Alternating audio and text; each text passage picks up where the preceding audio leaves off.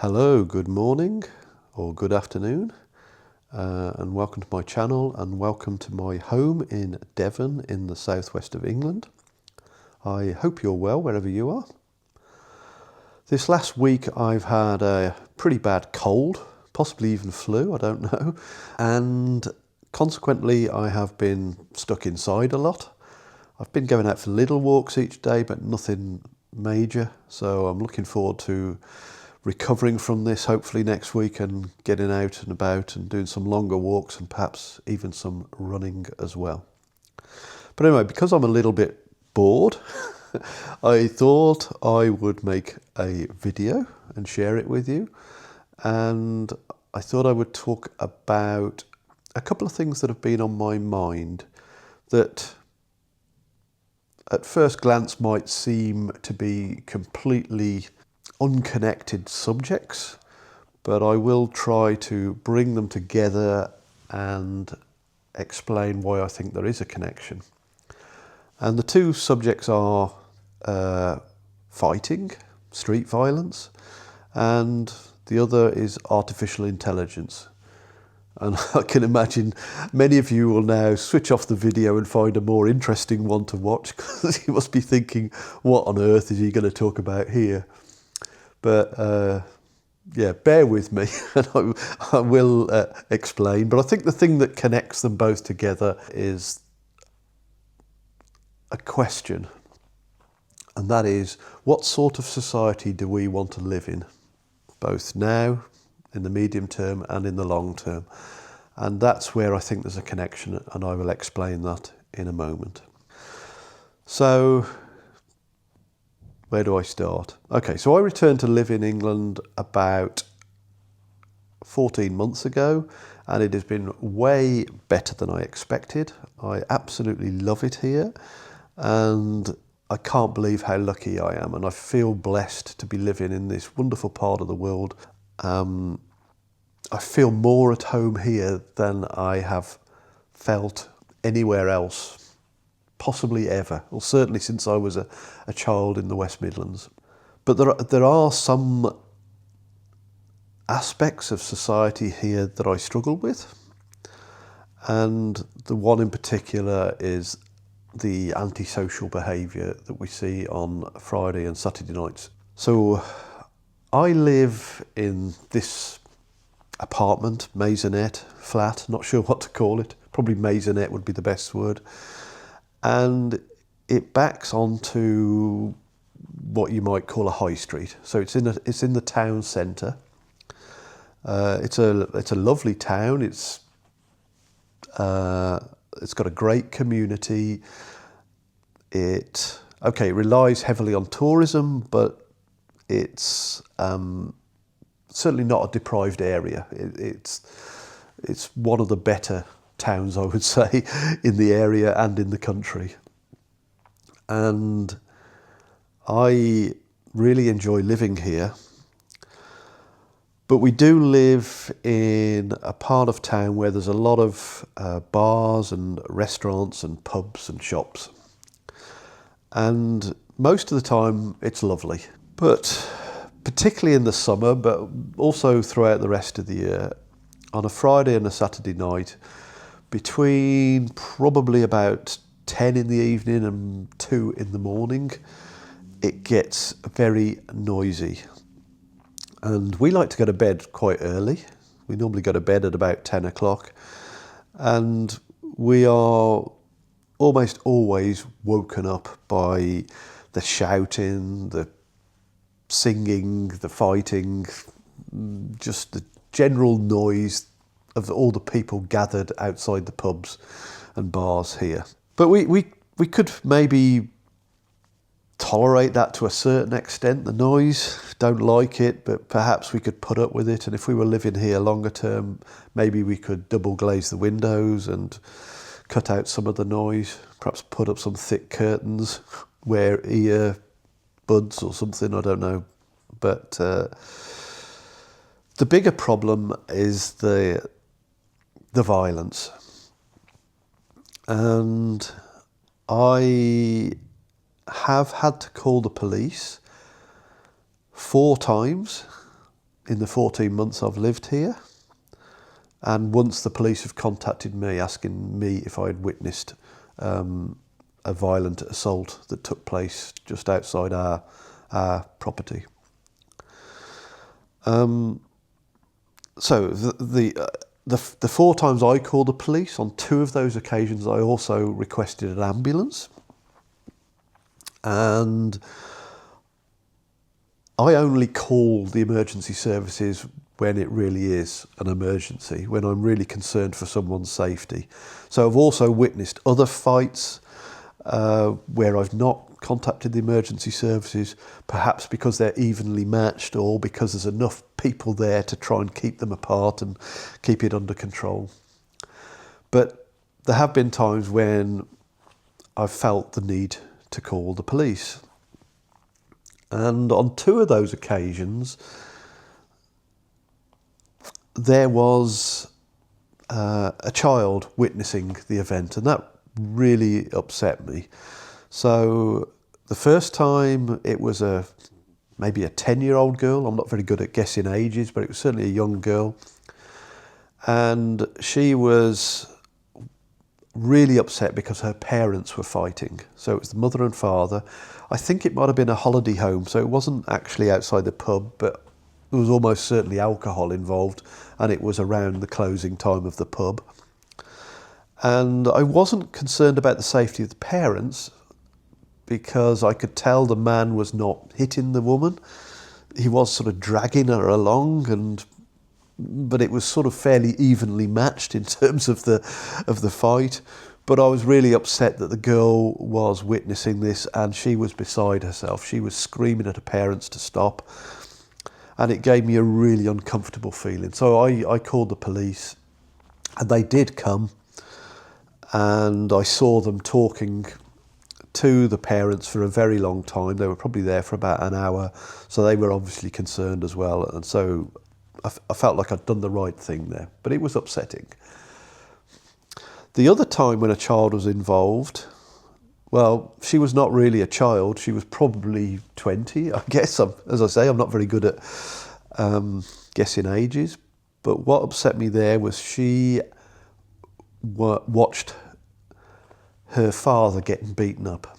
There was all sorts of a commotion going on and people pulling him off. And I don't know what the story is behind it, but I called the police mainly because I was concerned that the fight wasn't balanced. So he was maybe in his 40s, perhaps even his 50s, I'm not sure, whereas the other man was maybe in his late 20s, early 30s. So it wasn't evenly matched, and I feared for the safety of the older fella, but also I was just really upset about the poor daughter because, the man was just lying there on the floor. Then on another occasion, there was another man who was just going crazy, shouting at people, kicking bins, kicking chairs outside the pub.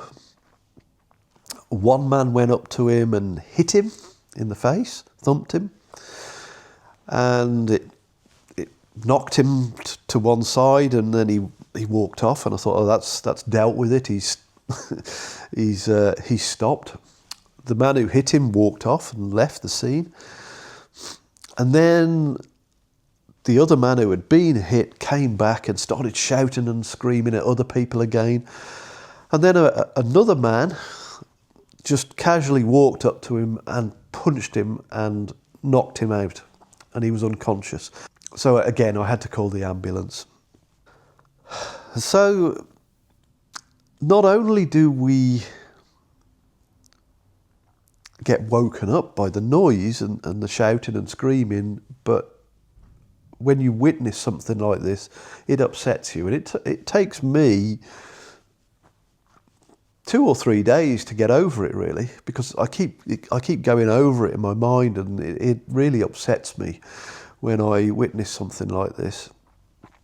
And I was about to complain to the council and said they need to shut the pubs down earlier and that kind of thing. maybe take away the benches.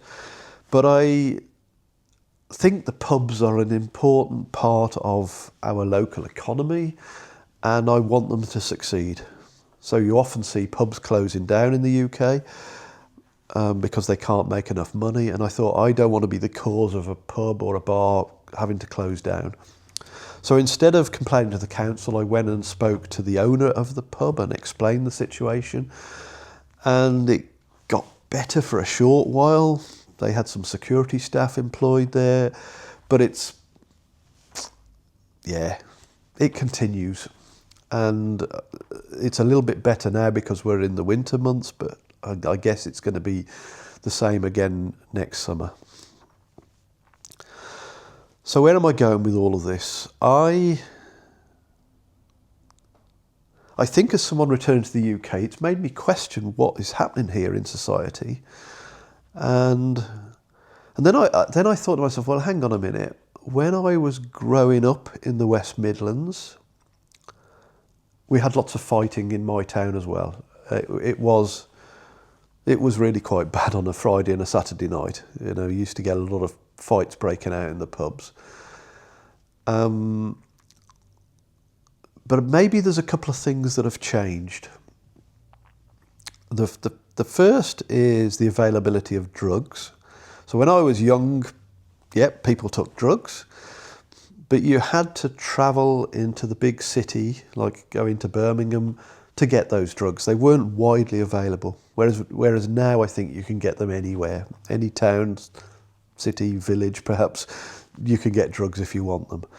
And my impression, certainly in one or two of the instances, was that there was more than just alcohol involved in these incidents. You know, a couple of times you've seen young men who just seem to have gone completely crazy, and I just wonder, okay, perhaps they've taken something they shouldn't have.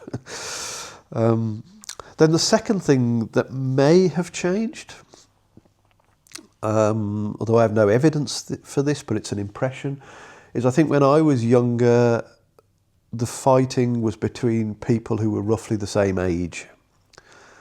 Whereas now, I fear that younger men don't have respect for their elders, or not so much. So I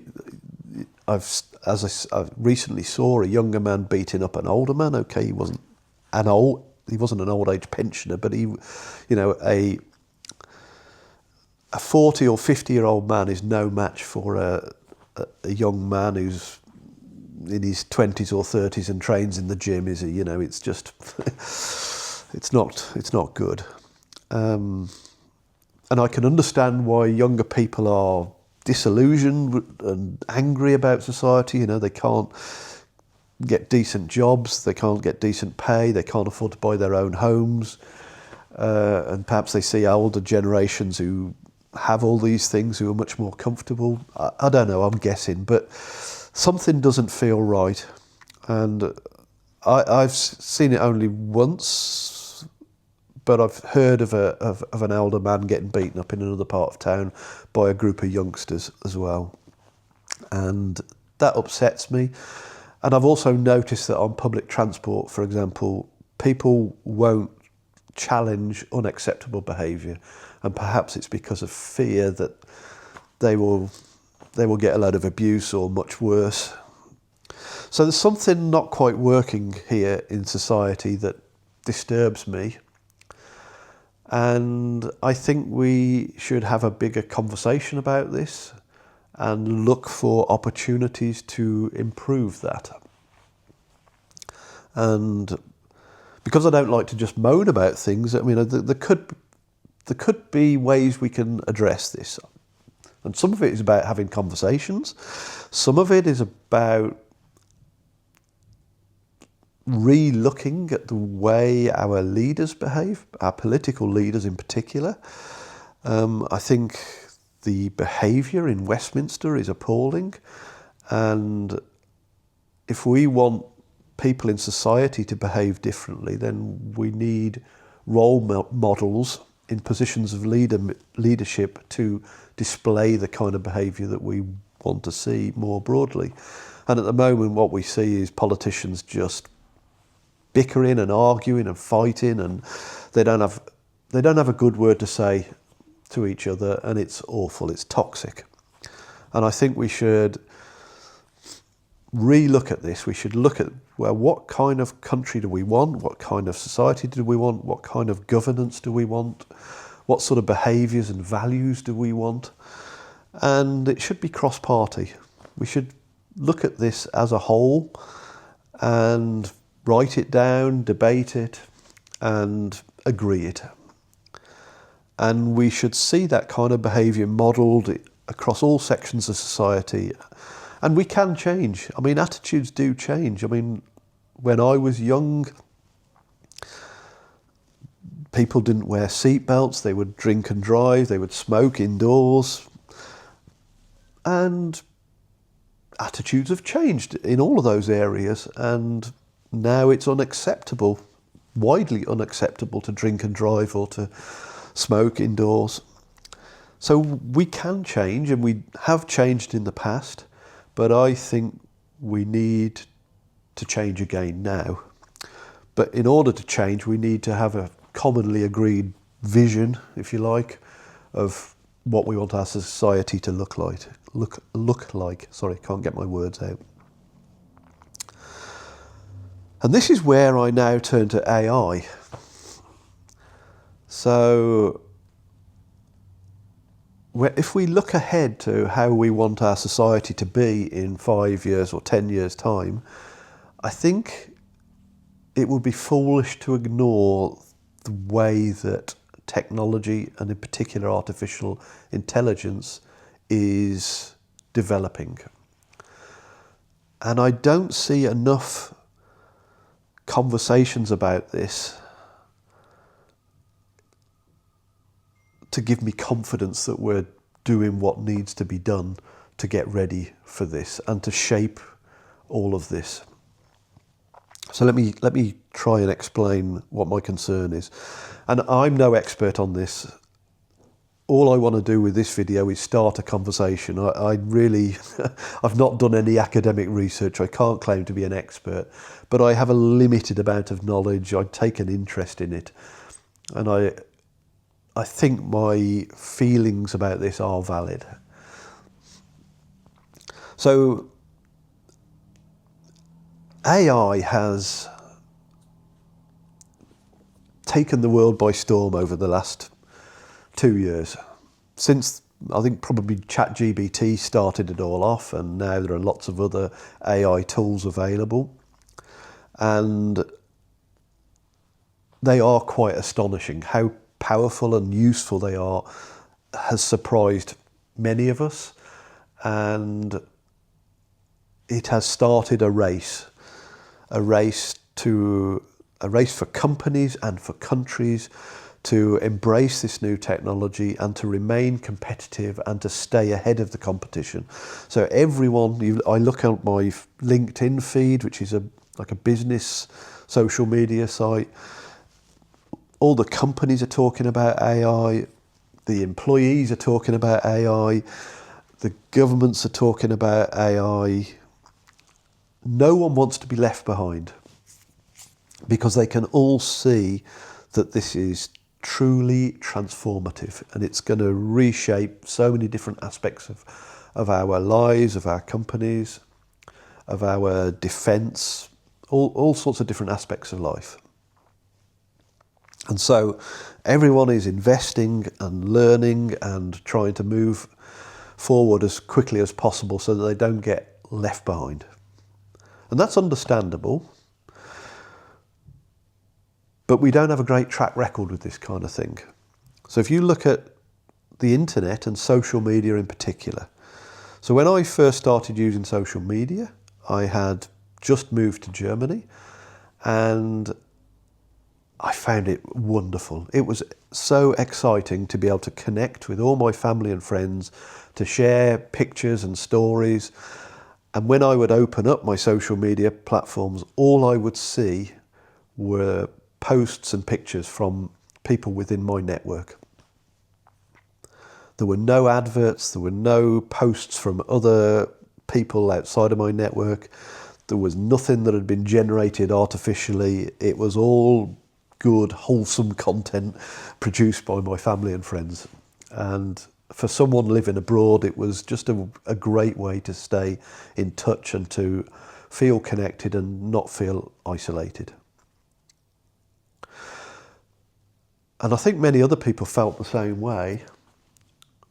But if we had known back then that social media and the internet and technology would be partly responsible, and I can't say how responsible, but they've definitely played a major role in things like Brexit. So something as significant as the UK leaving the European Union probably wouldn't have happened if it hadn't been for social media and the internet and all of the misinformation that was spread over there. There is a redistribution of wealth. There's the impact on high street shopping. There is high levels of loneliness and depression and anxiety. There are people who are addicted to social media and smartphones. There have been all sorts of unintended consequences that have come from this new technology. And our governments and our regulatory authorities have not been able to keep up with it. All they've been able to do is try and introduce guidelines and laws in some cases to regulate all of this after it's already too late in some instances. And